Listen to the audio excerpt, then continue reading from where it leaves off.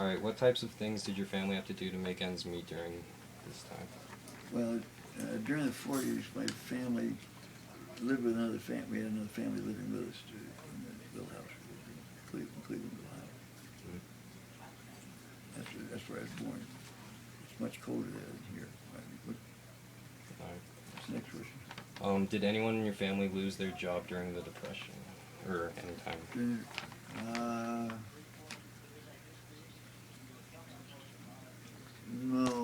No. My dad was in high school and college during the Depression. Did they have my trouble? mom's family, at that time they had a farm in Florida. So we really, no, I don't think, not that I know of anybody had lost any jobs. All right. Did they have trouble getting jobs after they got out of college or anything? My dad had a little trouble. Well, I guess before I was born, he went from one company to another. He worked for another company, so I think he might have some trouble. Yeah. All right. Describe your house back then. Well, the first house was one story. The whole house would fit in less than half the size of this house, I guess. So it was small. Pretty small. All right. What was the general feeling of everyone during the Depression? Well, people were very hard. The unemployment rate was extremely high, and a lot of people out of work, and so everybody was very depressed about the economy. Kind of like they are now. Mm-hmm. Only it was a lot worse. Yeah. And there was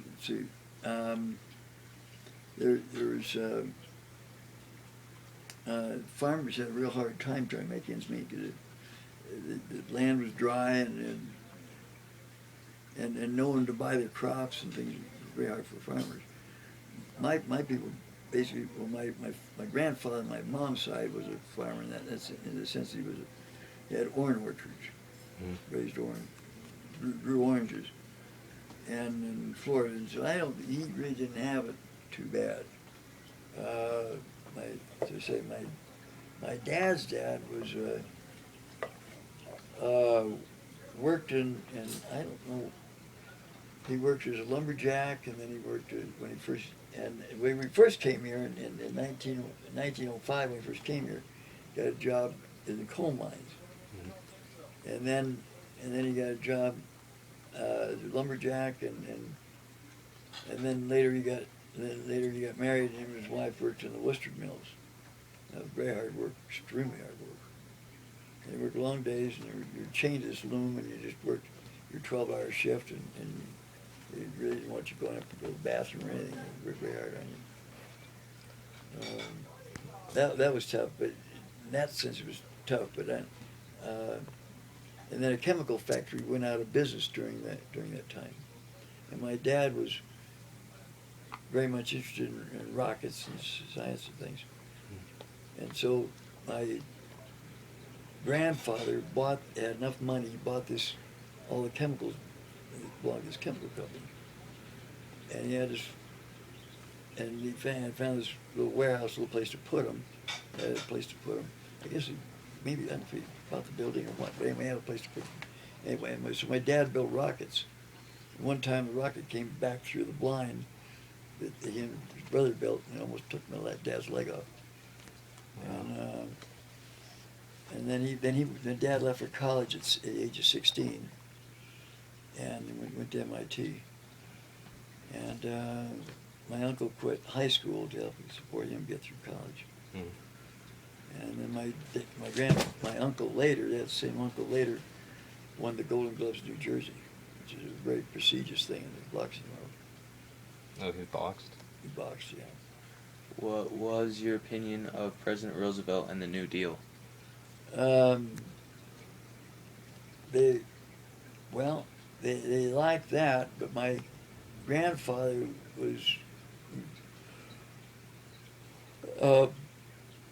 did not like the industries which he liked the New Deal. He didn't have a problem with that.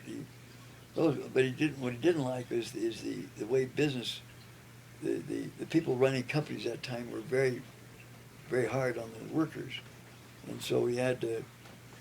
So he belonged to he helped to organize unions and he get involved with the union to help get more rights to make things easier on the workers, and particularly in the Worcester wool industry.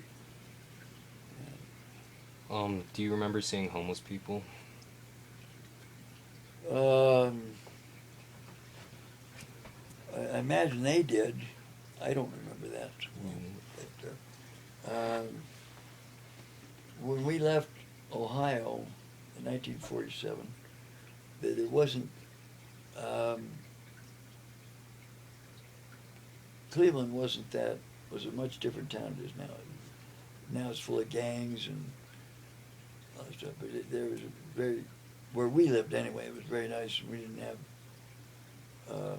I didn't see any of that.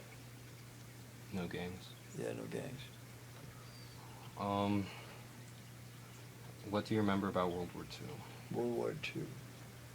Well, I don't remember much about that. I was kind of young.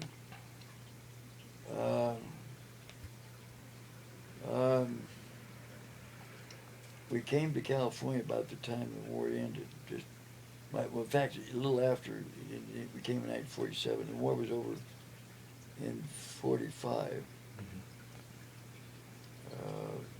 I remember during the war, one time I flew on a plane. We flew from Cleveland, Ohio to Florida. There weren't that many people flying planes at that time. There didn't allow much flying at that time. Most planes were used for the military. Even the civilian planes were used to help move troops around, that kind of thing. Mm-hmm. And then, and as I say, in 47, when we came to California, we went through Las Vegas on Route 66. I don't know if you've heard of that, but anyway, yeah. Route 66 was in a major highway. It was the only highway. They didn't really have freeways like they have today. They had these highways, and we looked. You could look on either side. We go through Las Vegas. You look on either side of the street. All it was desert. There was only 4 or 5 buildings standing in desert. I mean, well, maybe 10 buildings were standing in the town when I went through it. In Vegas? In Vegas in 47. That was a very small town. And then later, I was already in California when they had the Watts riots in Los Angeles. And one building I lived in on Fountain Avenue in Los Angeles for 6 months. And the 6 months I lived there was 5 robbers in that one building. Wow. Yeah, so that was one. 2 more questions that are like. That's the big next ones. question. Where are you? All right. They have that one and then that one. All right. What sacrifices were people or like your family making during the time of World War II, like when it was going on? Well, we had to do without. They rationed gasoline, so you couldn't get around very well.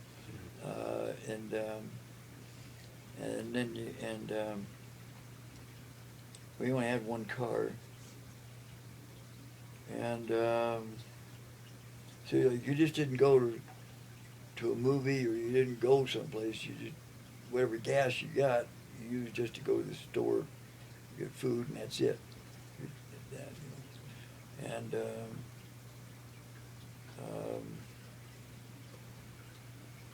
Dad went to work, or in that case, during World War II, he was in the military. He was involved with the military. In fact, one time, I fell off a swing set, wrecked my leg, wrecked my kneecap.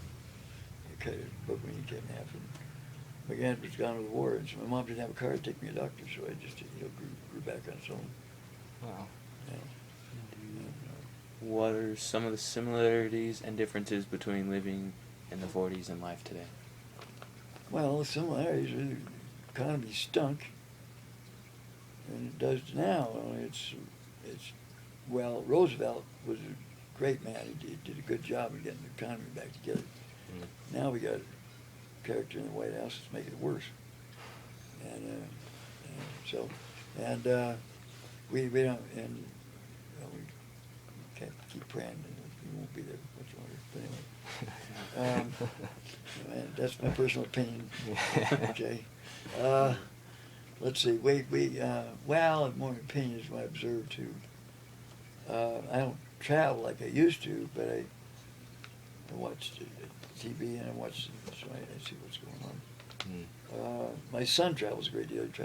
He has his job, his company sends him to both to Japan and to Germany quite often, so he gets around and what's going on. What else? See, similarities. The difference is we have more conveniences today than we had then, and gas is a lot more expensive today than it was then. Yeah. And I remember paying 5 cents for a postage stamp, and 3 cents for a card, and let's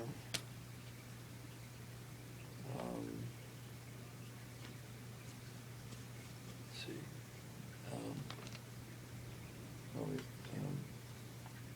You walked to school. You didn't have much way of buses. Some people have buses. We had buses, some buses later. And I rode the bus a little later, but a lot of times it was blocked. All right. I think that's good, huh? Yeah. All right. Thank you. Thank you.